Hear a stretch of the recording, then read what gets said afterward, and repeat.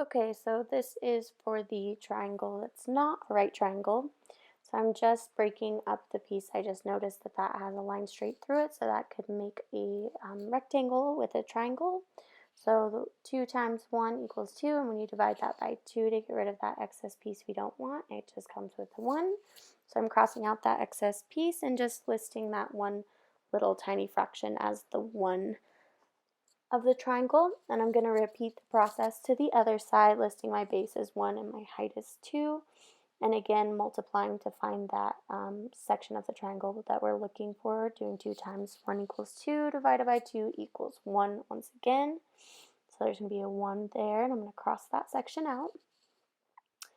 Then the top part gets a little bit tricky, but basically you just have to break it up in the same way. So I'm going to draw a rectangle around the whole shape again. So I'm just drawing a rectangle up top because I noticed that line goes halfway through it that I'm drawing over right now. Then I realized that the height is 2, the base is 3, which is going to give me 6 when I multiply it. And when I divide that back by 2, it is going to give me 3. And now I'm just crossing out that little section once again that I don't need anymore. There's a little section on the side, however, that's not being accounted for. It's not part of it. So we are going to make one more. So I'm going to just draw this little shape, again, a rectangle of the 1 by 2.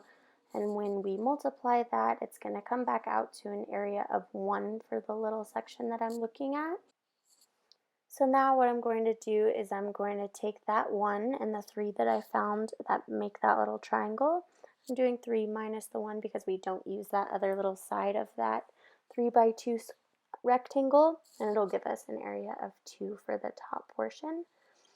Then finally what we're going to do is I'm going to take that 2 from the top, and then I'm going to add in the 2 1s on the bottom. And that is going to complete the area as 4 for that triangle. So basically I just made the shapes that I knew how to find the areas and deducted and added in what I needed. So I'm just writing here that 4 is the area.